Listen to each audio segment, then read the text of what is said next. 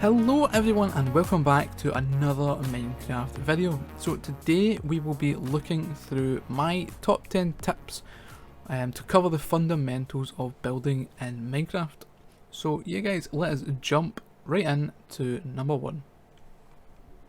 1. The idea. So when you start at Minecraft, you want to have a little bit of an idea as to where you want the build to go or where you want the theme of your area to go. So you don't want to come into a world and start randomly placing blocks and hope that it turns out nice. It may, but to ensure that it does, we want to do some research. Obviously I've created a library here, but we will probably all research on our computers. We can look up pictures of real life images, cartoons, other Minecraft builds, anything that's going to give us inspiration to help make our ideas that we came up with, bring them to life really. So we'll get ideas of the shapes and designs and concepts and layouts of maybe I say real life things, but that's where we want to reinforce our ideas. 2. Odd or even. We want to try and avoid building in even numbers, so both on the X and Z coordinates. We want to avoid with having 2 blocks here in the centre. It makes it more difficult to actually detail and especially do roof designs when there is 2 blocks here in the centre. So what I try to do is I try to always build with 1 block in the centre, so build in odd numbers. And for the most part this is what I try to do. Obviously there's occasions that even numbers work, but this really helps when designing roofs and having a central block that we can focus on for the details does help quite a lot. 3. Empty space. Another thing to avoid is large areas of empty space. So having a 5x5 area like this one, or even a 3x3 area with nothing in it, it does start to make the build look a little bit more plain and boring. So the way we want to fix those areas is add some details. Now there are hundreds of ways we can add details to walls like these. A good way is always to add stairs, trapdoors, adding in flowers like flower pots like this. So anything like this that we can add just to break up the plain empty space does really help the build overall once it is completed. 4. Roofs. So roof design can be difficult, and I know a lot of people do struggle with designing roofs. I myself spent many a year in Minecraft just struggling with designing our roofs, but there's a few key concepts that we want to follow. So what we don't want to do is have the roof end right on top of, or right on the same line as the walls. It just makes it look a little bit off and doesn't look quite right. The way we fix this is by adding in just a little bit of an overhang. We want to bring the stair just out 1 more block from the wall here, and it's simply as easy as just adding in, if I can get the stair, just like that.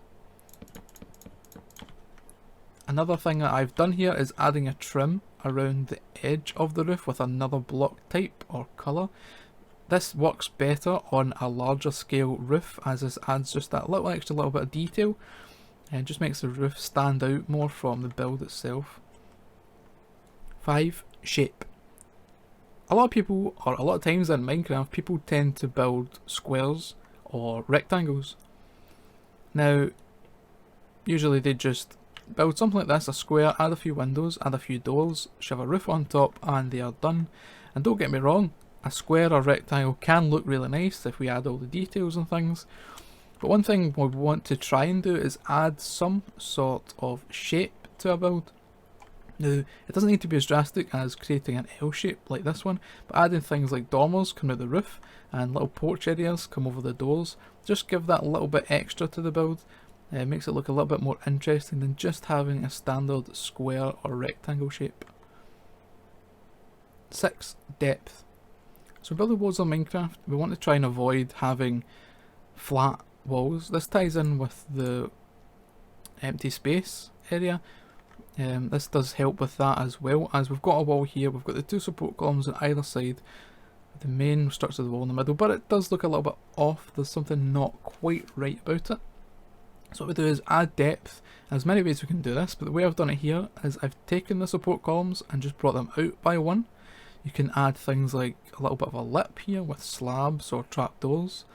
Another tip I like to do is add stairs on top of the doors and actually place the door on the inside of the block. And that way it just creates a little bit more depth to the wall, and does really help the overall feel, and like I said, does fill in those empty spaces that we might have that we spoke about before. 7. Bushes.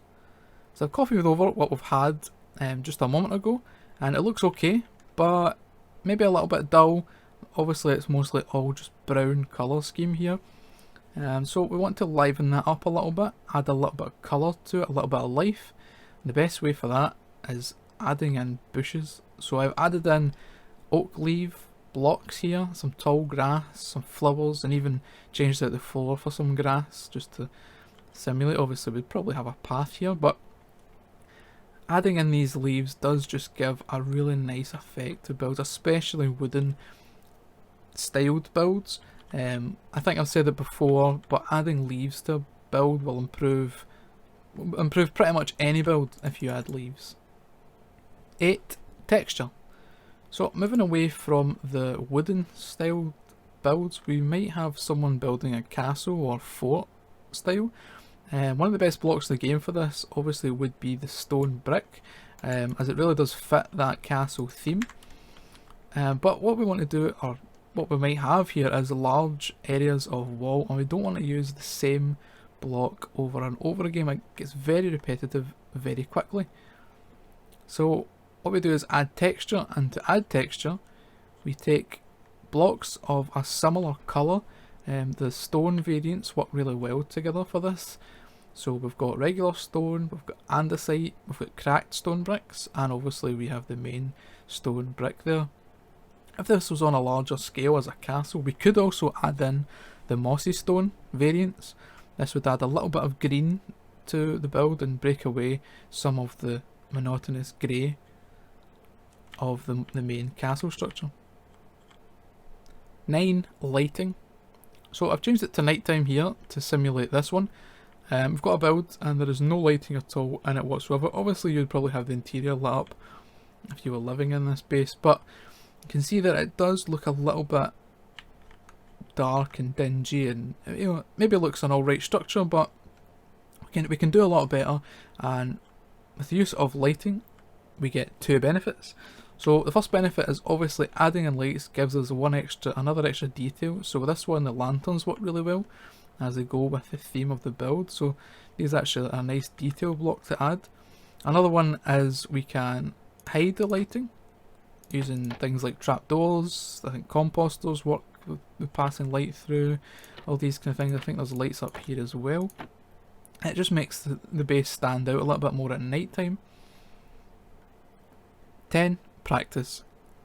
So just like everything, practice makes perfect, and in order to practice in Minecraft it is really difficult to do in survival. In the survival game mode, especially early game, you're struggling for resources, you're struggling for the time to gather resources and actually try and put together the structure with pillaring up and down and all around. So what we want to do is take advantage of the creative world, or the creative mode, apologies. This mode is a really powerful way for anyone to practice and learn building. You can just jump straight in, use every block in the game. We could just go through here and pick out any block we want, do some tests on colour palettes, on techniques, styles, everything you want, and it really is a powerful tool for anybody to learn. You can come in a creative world and prototype a build that you want to take onto your SMP server or your single player world. And it really is one of the best ways to get better at building in Minecraft. So guys, that's going to be it for this video. We've covered 10 of my fundamental tips or building tips for Minecraft, so I hope that someone out there watching has learned at least one thing. That would be awesome.